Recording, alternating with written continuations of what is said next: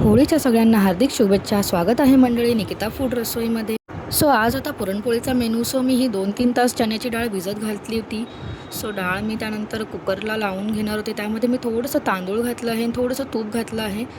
इथे मी बासुंदी करणार होती पुरणपोळीसोबत. मी इथे काजूची पेस्ट करून घेतली होती, म्हणजे पावडर करून घेतली होती. याने खूप छान घट्ट होते बासुंदी. आणि थोडी मिल्क पावडर घालणार होती. साखरही घालून घेतली आहे. इथे मी 1.25 लिटर दूध घेतलं होतं, थोडंसं केसर टाकून घेतलं होतं. इथे माझी ही डाळ पण शिजवून झाली होती. त्यासाठी मी इथे पावशर गूळ घेतला होता, पावशर डाळीसाठी. आणि थोडंसं मी साखर पण ॲड करून घेतली होती, गूळ थोडं कमी करून. इथे कटाची आमटी देखील माझी झालेली होती मस्त. इथे मी थोडंसं सुंठ आणि हे इलायची पूड घालून घेतली होती. आता इथं पुरणची तयारी मी सगळ्यात शेवटी करायला घेतली होती, कारण फार वेळ लागतो याला. बघू शकता इथे घामाघूम झाले होते मी पूर्ण. पुरणमध्ये मग शेवटी मी यामध्ये हे जायफळ आणि थोडंसं सुंठ वगैरे घालून घेतलं होतं. मंडळी बघू शकता चमचा इथे असा स्थिर उभा राहिला म्हणजे आपलं पुरण हे रेडी आहे. इथे मी हे तांब्याने छान असं मॅश करून घेतलं होतं.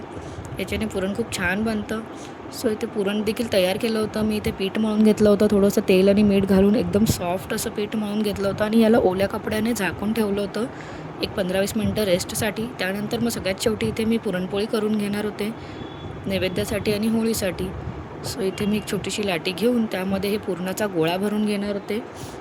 आणि गोळा हा लाटीपेक्षा मोठाच भरायचा असतो, तेव्हा पुरणपोळी छान बनते आपली. इथे मी छान असं हे सगळं भरून घेतलं होतं. आणि मंडळी, चॅनलमध्ये नवीन असाल तर चॅनलला नक्की सबस्क्राईब करा आणि व्हिडिओला नक्की शेवटपर्यंत बघा आणि नक्की लाईक करा. इथे ही पुरणपोळी बघू शकता मी अशी छान अशी लाटून घेतली होती. सर्वीकडे पुरण पसरेल त्यासाठी मी असं हे थोडंसं प्रेस करून घेतलं होतं. इथे पूर्ण मी ही अशी पुरणपोळी लाटून घेतली होती. आणि ॲज युज्युअल होळीलाही माझे मिस्टर बाहेरगावीच होते. दिल्लीला गेले होते ते कंपनीच्या कामानिमित्त. इथे बघू शकता पोळी किती छान अशी टुम्म फुगली होती. अशाच प्रकारे मी सगळ्या पोळ्या करून घेतल्या होत्या.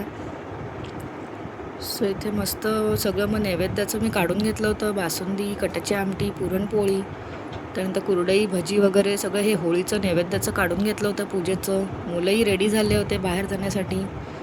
फार उत्सुकता होती मुलांना होळीसाठी. इथं आम्ही निघालो होतो मग पूजेसाठी. आणि खूपच लेट होळी पेटवली होती. जवळजवळ आम्ही 10 वाजता ही पूजा करायला मग गेलो होळीला. पूजा वगैरे करून घेतली. खूपच गरम भाजत होतं इथे. पूजा वगैरे छान करून घेतली. होळीला फेऱ्या वगैरे मारून घेतला. विवानलाही सांगितलं. त्यानंतर मग घरी आलो, देवांनाही नैवेद्य वगैरे दाखवला आणि जेवण केलं. आणि दुसऱ्या दिवशी होती मग ही धुलीवंदनची. मुलांची मस्ती म्हणजे मग विचारूच नका.